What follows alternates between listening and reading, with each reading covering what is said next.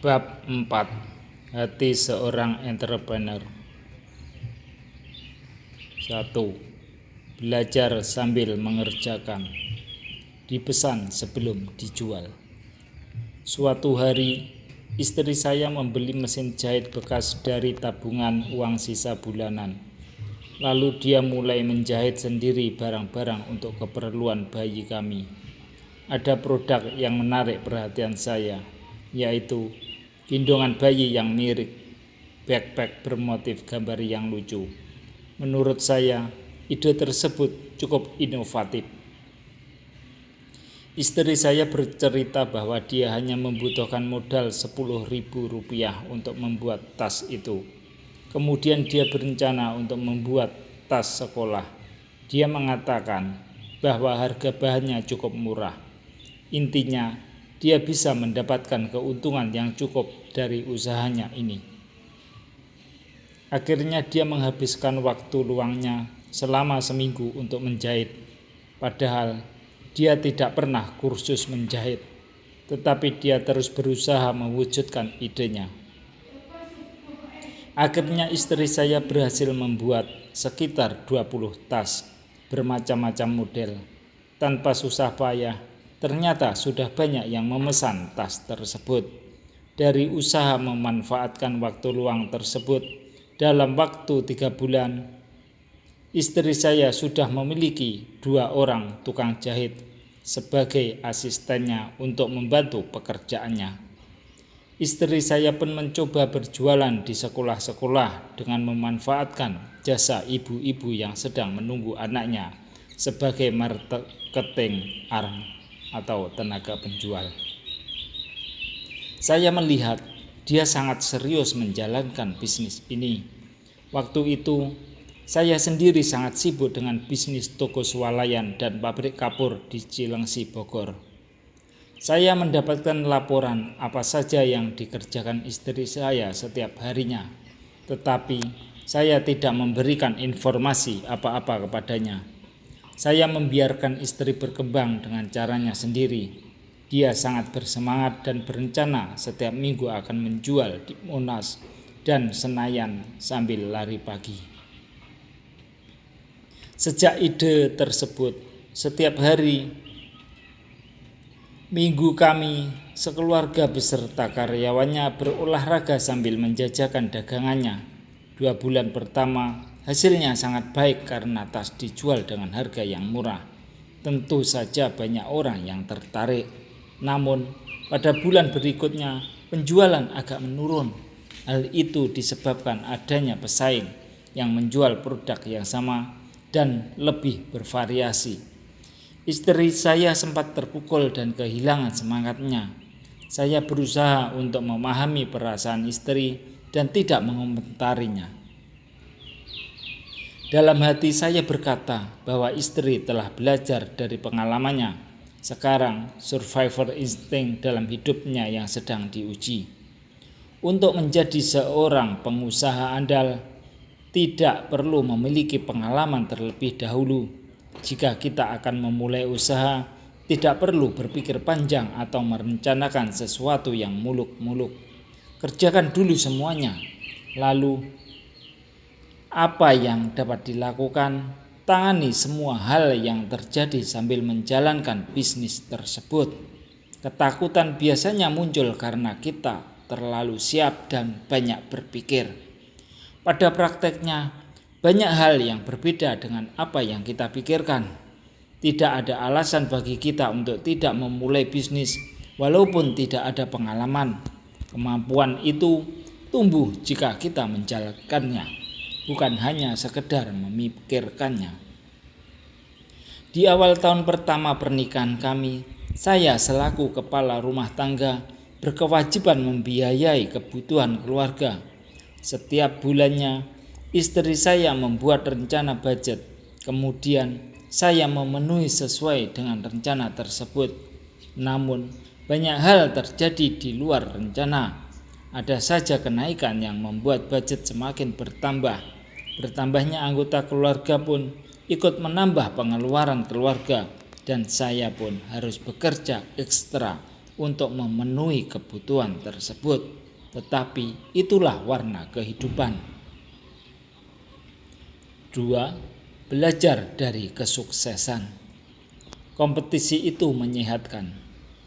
Sebelum menikah, saya bersama rekan-rekannya mencoba membentuk sebuah usaha investasi. Investasi tersebut diberi nama PT Megasino Investama yang berdomisili di gedung WTC, Jalan Jenderal Sudirman, Jakarta. Kami menggabungkan dana sebesar 400 juta yang berasal dari kantong kami sendiri. Walau belum pernah memegang perusahaan, saat itu saya dipercaya untuk memegang jabatan sebagai direktur operasional. Pertumbuhan perusahaan pada tahun pertama seakan tidak ada kesalahan dan kegagalan. Semua meluncur dengan lancar dan melaju dengan cepat. Pada tahun kedua, perusahaan berkembang lebih baik dan rekening pribadi saya menembus bilangan miliaran rupiah. Sangat arogan kalau saya mengingat diri waktu itu. Tanpa sadar, saya mengelola perusahaan dengan tidak memperhatikan kompetitor yang bermunculan. Mereka melakukan improvisasi yang jauh lebih menarik dibandingkan perusahaan yang saya kelola saat itu. Tanpa terasa, laporan keuangan kami mengalami penurunan, bahkan pernah mencapai posisi terendah. Akhirnya kami mengadakan rapat konsolidasi untuk mengantisipasi banyaknya kompetitor yang bermunculan. Tentunya dengan merancang strategi baru dan melakukan inovasi produk yang menarik. Saya berusaha melakukan marketing intelijen dengan mengumpulkan informasi pada setiap kompetitor. Dari data yang terkumpul menjelaskan bahwa mereka mempunyai produk yang lebih baik dari perusahaan kami. Kami berusaha menganalisa kesalahan kami, yaitu tidak menginvestasi keuntungan SDM atau fasilitas. Kami malah menikmati keuntungannya sehingga kesuksesan yang kami bangun perlahan menggerogoti perusahaan. Akhirnya banyak profesional kami yang berpindah. Kami mencoba melakukan perbaikan, tetapi tampaknya hal itu sudah sangat terlambat karena kami sudah kehilangan momentum. Akhirnya kami harus menutup perusahaan tersebut dengan sebuah keputusan emosional. Perusahaan kami mungkin lebih awal berdiri, tetapi bukan yang terbaik. Peristiwa ini membuat saya setuju akan kata-kata pakar entrepreneur R. Kiyosaki bahwa kesuksesan memang membuat kita pede, tetapi terkadang hal itu bukan menjadi guru yang baik. Salah satu peserta School for Entrepreneur bertanya pada saya tentang kegagalan usaha yang dialaminya, sehingga dia merasa lelah secara mental untuk berwirausaha. Saya banyak menemukan pertanyaan sejenis dalam keseharian ataupun dalam kelas, dan jawaban saya hampir sama, bahwa kepandaian menyelesaikan setiap masalah akan mematangkan kemampuan bisnisnya. Itulah proses misteri. Sebuah masalah tidak akan pernah selesai karena hanya berubah bentuknya. Itu sebuah fakta yang harus dihadapi seorang entrepreneur. Banyak hal yang akan diuji dari seorang entrepreneur, yaitu kebijakan dan kesabarannya. Sebuah kegagalan yang terjadi di awal akan membuat pondasi lebih siap dan kokoh, karena pada saat itulah justru kita sedang bersiap-siap atas semua kemungkinan buruk yang mungkin terjadi. Kita sedang bersiap-siap atas semua kemungkinan buruk yang mungkin terjadi. Jangan terlena dengan kesuksesan yang dapat menjerumuskan. Karena itu, pandai-pandailah mengelola kesuksesan agar tidak menjadi bumerang bagi diri sendiri. Banyak pengusaha yang terlalu mulus di awalnya bisnisnya sehingga mereka terlena dan tidak memiliki pondasi mental bisnis yang baik. Dan saya belajar hal tersebut dari pengalaman pribadi. Bagi saya, kegagalan hanya sebuah proses. Nikmati saja proses tersebut. Sebuah keberhasilan sifatnya hanya sementara, karena Setelah itu akan ada lagi persoalan. Ketika sudah terselesaikan persoalan tersebut, dipastikan sebuah persoalan dalam bentuk lain akan muncul lagi. Hal itu akan terus-menerus terjadi. Namun, itu akan sangat mudah dilewati jika kita bisa memahami persoalan tersebut dengan baik. Jangan lari, tetapi selesaikanlah. Yang ketiga, mengelola kegagalan, money changer dan penipuan. Pada tahun 1999, saya mencoba peruntungan di bisnis money changer karena saya melihat besarnya peluang pada saat itu. Nilai tukar dolar yang terus membumbung menjadi alasan utama dan saya pun mulai membuat rencana. Pertama, saya mencari beberapa dealer andal yang memiliki klien besar. Jenis transaksi yang dipilih biasanya tunai karena kami memiliki armada kurir yang terpercaya untuk transaksi. Setelah memiliki tim yang solid, saya menjual konsep tersebut kepada sahabat lama yang kebetulan seorang manajer sebuah perusahaan nasional yang sedang berkembang. Mereka memiliki dana segar yang cukup besar tiap bulannya karena mengekspor produk ke Singapura, sehingga memerlukan pertukaran rekening dolar Singapura setiap bulan. Akhirnya, sahabat saya setuju untuk bekerja sama dengan pembagian profit sebesar 60-40. Kami selaku pengelola money changer memperoleh 60%. Mereka menerima logika presentasi kami, sehingga dengan segera bisnis money changer ini berjalan sesuai dengan rencana. Tapi iklan di koran hanya dari mulut ke mulut. Usaha kami tumbuh dengan pesat. Kami berusaha menjalankan usaha dengan strategi yang tepat dengan memberikan harga yang sangat kompetitif dan mengantar uangnya sesuai dengan keinginan pelanggan. Bahkan banyak sesama pengusaha money changer mengambil dolar ataupun rupiah dari kami. Semua berjalan dengan sempurna hingga akhirnya terjadi sebuah musibah. Money changer kami mengalami penipuan. Kami harus kehilangan uang sebesar 100.000 US dollar. Rupanya salah satu karyawan kami kena tipu ketika akan mengantarkan uang tersebut. Saya benar-benar panik karena uang itu milik pihak lain yang harus dipertanggungjawabkan. Tapi apa daya, tidak mungkin saya minta ganti kepada karyawan yang telah menghilangkannya, walaupun secara hukum mereka bisa dituntut sebagai orang yang bertanggung jawab terhadap money changer. Mau tidak mau, saya harus menggantinya. Akhirnya saya memutuskan untuk menutup usaha money changernya.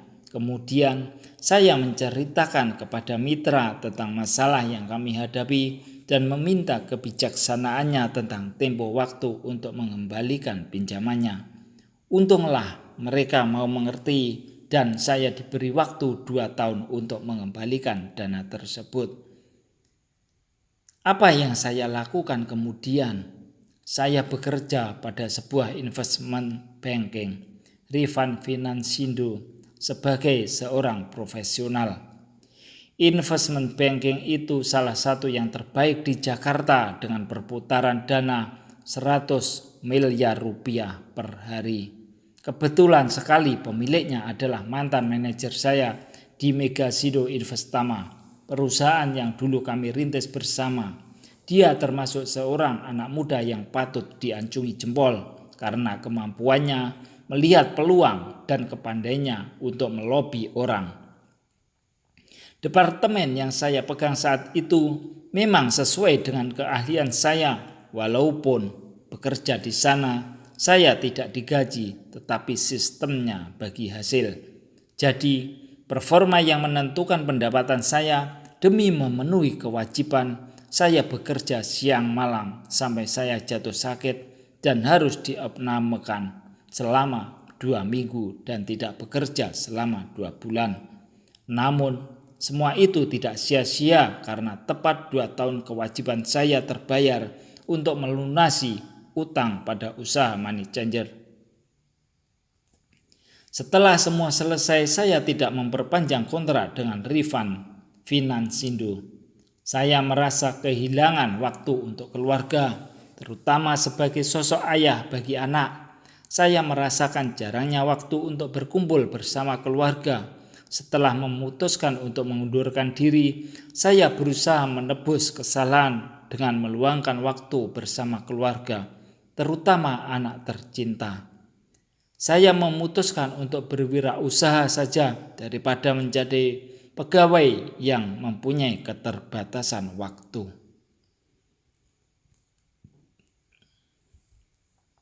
Dalam kehidupan, kata gagal adalah sesuatu yang tidak enak didengar atau dirasakan.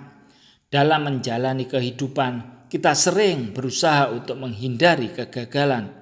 Banyak orang tidak memahami arti kegagalan, dan banyak juga yang berpendapat bahwa mereka yang gagal adalah seorang pecundang. Menurut saya, kegagalan tidak akan membuat seseorang menjadi seorang pecundang.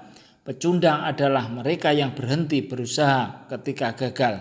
Namun, ketika mereka terus berusaha, walaupun kegagalan datang, mereka itu adalah pemberani yang harus disegani. Mereka menyadari bahwa proses pembelajaran baru saja dimulai. Banyak orang memilih untuk tidak menjadi apa-apa atau tidak melakukan apa-apa. Semua itu dilakukan demi menghindari sebuah kegagalan. Namun, jika kita mau menjadi seseorang atau melakukan sesuatu, bersiaplah untuk gagal. Namun, jangan pernah berhenti berusaha. Jika ternyata pilihan kita menjumpai kegagalan, jangan murung dan menghabiskan waktu untuk memikirkan mengapa kita gagal. Yang harus kita lakukan adalah membuat suatu inovasi lainnya. Pasti sebuah hasil lain tercipta dan sukses di tangan kita. Pastinya kita sudah belajar banyak dari kegagalan pertama saya. Saat ini tidak ada kata gagal dalam kamus saya karena hikmah. Kebijaksanaan, ilmu didatangkan melalui masalah, dan untuk menyelesaikan masalah selalu ada banyak cara. Gunakan banyak cara untuk menyelesaikannya. Trial dan error memang dibutuhkan dalam sebuah proses. Fungsi utama dari error adalah pembelajarannya. Semakin sering gagal, kita akan semakin jeli dan pintar dalam melihat sebuah peluang. Yang keempat, mengelola stres, tekanan dari kompetitor. Saya akan mengisahkan tentang PT Megasino Investama yang pernah didirikan. Sayangnya, perusahaan itu harus ditutup setelah kurang lebih 2 tahun berjalan. Saya sangat menyayangkan keputusan untuk membubarkan perusahaan tersebut. Padahal jika dilihat begitu besar investasi dan perputaran uang yang terjadi di perusahaan tersebut. Permasalahan utama muncul ketika banyak pihak yang menanyakan tentang status legal perusahaan kami. Pada saat itu, perusahaan dengan profit sebesar kami seharusnya berdiri di bawah naungan lembaga keuangan. Tetapi perusahaan kami murni berdiri sendiri, dan keadaan ini membuat banyak pihak bertanya-tanya. Perusahaan kami tumbuh sangat pesat, bahkan modal investasi kami kembali dalam tempo hanya 3 bulan. Semua ini seolah mimpi bagi saya yang masih sangat muda dan awam saat itu, dan kami bermain tanpa kompetitor lain saat itu. Memiliki 150 karyawan, diantaranya 40 orang berpendidikan S2 dan 50%-nya adalah lulusan dari luar negeri. Bagi saya, itu merupakan sebuah prestasi yang membanggakan. Padahal pendidikan terakhir saya saat itu hanya SMA. Pertumbuhan bisnis yang cepat membuat beberapa bank cemas karena banyaknya klien yang berpindah ke tempat saya. Keinginan untuk semakin maju terpikir dalam benak saya. Akhirnya saya mengejar banyak hal seperti update informasi dan pengetahuan, mengikuti banyak seminar, dan short course. Hal itu dilakukan untuk menambah pengetahuan dan pengalaman. Ternyata bekerja sambil belajar itu membuat tekanan kerja yang sangat tinggi. Sebagai direktur operasi dan pemilik saham, saya dikejar oleh target pribadi dan korporat yang tinggi. Saya mencoba untuk mengimbangi tekanan yang dialami dan serangan baru pun muncul. Pada tahun kedua perusahaan berjalan, kompetitor mulai muncul dan melancarkan serangan promosi dan inovasi produk mereka. Tekanan tidak sampai di situ, karena muncul masalah baru, yaitu adanya surat panggilan dari 8 departemen yang menanyakan status hukum perusahaan kami. Kejaksaan, Deperindak, Depkau, dan kepolisian memanggil saya dalam sebuah rapat. Saya dan beberapa rekan pun akhirnya harus berhadapan dengan pihak-pihak yang terkait berkenaan dengan status perusahaan. Walaupun secara teknis saya dan rekan bisa membela diri, tetapi tidak dari pihak karyawan PT Megasino Investama. Mereka merasa ragu dengan kondisi ini, sehingga banyak dari mereka yang mengundurkan diri atau memutuskan untuk pindah ke perusahaan lain karena khawatir perusahaan akan ditutup. Tekanan demi tekanan saya hadapi, sehingga dalam kondisi stres yang tinggi diharuskan membuat sebuah keputusan. Perusahaan dilikuidasi dan di-stop operasinya karena keputusan perizinan yang mengambang. Akibatnya saya kesulitan untuk memutar roda bisnis karena tidak adanya keyakinan dari berbagai pihak. Saat itu saya baru berusia 28 tahun dan bingung kepada siapa untuk meminta bantuan. Banyak hal yang harus dituntaskan. Dengan hati gundah, akhirnya saya menutup usaha yang telah banyak mengajari saya akan entrepreneurship. Berakhir sudah zaman keemasan saya. Ironisnya, sebuah surat dari kejaksaan akhirnya datang.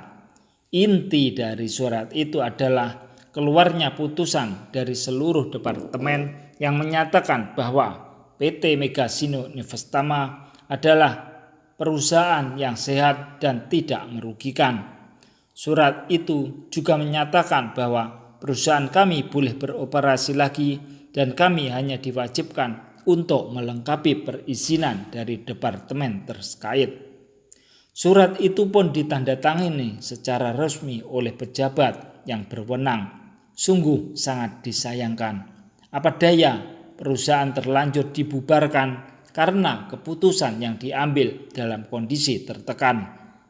Peristiwa ini akan teringat selalu dalam diri saya sebagai sebuah guru pengalaman dan mental. Jangan pernah membuat keputusan dalam kondisi tertekan.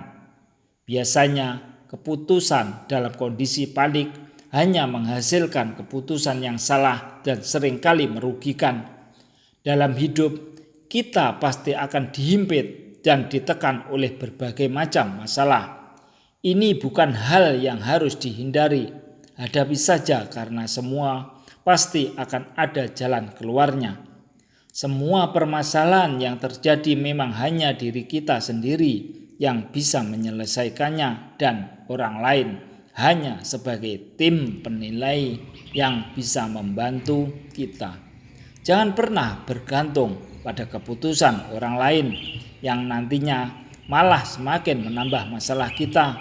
Kenali diri kita dan percayalah 100% bahwa kita mampu dan sanggup untuk menyelesaikan apapun permasalahan tanpa tekanan yang berlebihan. Untuk mengenali potensi diri memang banyak caranya. Di tempat pelatihan kami ada sebuah cara cepat untuk mendapatkan hikmah mengelola tekanan menjadi sarana untuk membentuk berlian, yaitu improv yang dirancang khusus untuk para entrepreneur. Yang kelima, fokus pada masalah. Jatuh bangun tapi tetap fokus. Saya mempunyai seorang sahabat dekat, salah seorang pendiri koperasi Estar, yaitu Mas Niam. Mas Niam seorang entrepreneur yang sangat matang dan berpengalaman. Dia telah mengalami banyak peristiwa bisnis, baik suka dan duka. Jatuh bangun pun berkali-kali dialaminya dalam dunia bisnis selama 20 tahun. Dan satu hal yang saya kagumi adalah kemampuannya untuk bangkit kembali. Mental dan kemampuannya seperti bola bekel yang setiap jatuh selalu memantul kembali. Mas Niam memiliki lembaga pelatihan yang sangat mapan dan telah melanglang buana selama 16 tahun. Lebih dari 12.000 orang yang dilatihnya saat ini berada di level manajer.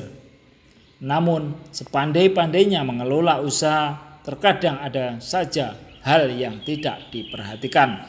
Salah satunya adalah masalah pajak. Ketaatan membayar pajak seorang Bapak Niam tetap diartikan lain, sehingga pada saat cash flow rendah, pihak pajak tetap menuntut 500 juta rupiah sebagai kewajiban tahunannya dengan argumentasi tertentu dan tidak bisa ditolerir kecuali membayar. Mau marah, tidak mengubah keadaan sama sekali. Mas Niam memilih bayar asalkan bisnis tetap jalan. Sebuah keikhlasan yang saya kagumi, dan dia tidak mengeluh. Dia harus memotong seluruh gaji karyawan, bahkan sampai menjual beberapa aset perusahaan. Kemudian dia memulai lagi dengan sesuatu yang baru. Sungguh suatu pelajaran yang berharga, dan kejadian ini tidak membuatnya patah semangat. Dia tetap fokus pada bisnisnya dan menjalankannya seperti biasa. Ibarat memasukkan benang ke dalam lubang jarum yang kecil, sebuah usaha harus dilakukan ekstra hati-hati dan telaten. Mata harus fokus, kedua tangan terkoordinasi dengan baik, pencahayaan yang baik, dan suasana sebisa mungkin hening. Filosofi tersebut sama halnya dengan seorang entrepreneur. Saat menghadapi kendala, lakukan seperti filosofi memasukkan benang ke dalam lubang jarum. Fokus pada masalah yang dihadapi dengan ketajaman dan ketelatenan. Isolasikan masalah yang dihadapi dan biarkan sistem yang sedang berjalan. Misalnya, bagian penjual sedang bermasalah, fokuskan di bagian ini saja. Biarkan bagian lain seperti produksi atau akunting dengan kegiatannya. Lihatlah ke dalam secara detail untuk mencari akar permasalahan. Kemudian baru unsur di luar itu seperti produk atau kompetitor. Menurut pengalaman, jika akar permasalahannya terletak di penjualan, tergantung bagaimana kita memposisikan produk di pasar. Apakah harga kita lebih mahal? Jika memang lebih mahal, tidak masalah asalkan servis kita lebih baik. SDM yang kurang kompetitif terjadi karena kurang pelatihan dan motivasi. Jadi, selama kita memfokuskan pada satu hal, segala peluang akan terlihat dengan jelas. Yang keenam, mencari cara terbaik. Bisnis air dan kenyamanan. Kami melihat kebutuhan air minum sangat vital. Lebih dari 70% tubuh makhluk hidup mengandung air. Melihat perkembangannya, kami berminat akan menggarap pasar air minum sehat dengan serius. Melihat bisnis air minum yang diawali oleh Aqua bagaikan bisnis komputer IBM, lambat laun akan bergeser ke bisnis air isi ulang yang menjamur seperti sekarang ini. Namun karena biaya operasionalnya yang sangat mahal, kami berusaha mencari produsen yang mau bekerja sama. Tentu saja produsen tersebut dapat memberikan keunggulan-keunggulan pada bisnis air isi ulang lainnya. Kami mendapatkan informasi dari salah seorang sahabat kami, yaitu Pak Beng yang pernah kuliah di Taiwan. Dia bercerita bahwa Di Taiwan, semua rumah sudah menggunakan reverse osmosis water, yaitu penyaring air standar NASA untuk minum astronot dengan minimum 5 filter membran penyaring dengan 0,0001 skala mikron. Intinya, alat ini bisa menyaring partikel yang paling kecil sekalipun, dan ini jelas jauh lebih baik untuk kesehatan. Logikanya, air harus bersih ketika masuk ke dalam tubuh. Air yang kurang bersih akan membuat ginjal bekerja sangat keras untuk menyaringnya. Akhirnya, kami sepakat untuk mencari supplier alat ini. Setelah transaksi dengan beberapa pihak produsen, kami menemukan juga produsen yang sesuai dengan harapan. Alasan kami memilih produsen yang cocok adalah untuk kesinambungan bisnis. Jika kami merasa nyaman dengan produsen pun akan memberikan yang terbaik untuk bisnis kami. Bagi seorang entrepreneur, mempunyai sumber bahan baku yang melimpah, andal, dan murah adalah hal yang utama karena bahan baku akan mempengaruhi ongkos produksi. Disinilah kemampuan seorang entrepreneur diuji. Bagaimana kita jeli untuk mendapatkan sumber bahan baku yang berkualitas baik, tetapi dengan harga yang terjangkau. Seorang pebisnis yang baik harus bisa menjalin hubungan yang baik dengan para produsen bahan baku. Hal ini pastinya akan memberikan keuntungan kepada bisnis yang sedang kita jalankan, sebab usaha yang kita bangun tidak akan berjalan lancar tanpa adanya dukungan dari pihak-pihak yang terkait, misalnya dengan produsen dan konsumen. Mengacu pada bisnis komputer yang dimotori oleh IBM di Amerika yang membuat komputer untuk skala industri. Ketika ada ide untuk membuat PC atau komputer pribadi untuk rumahan, IBM memandang hal ini sebelah mata.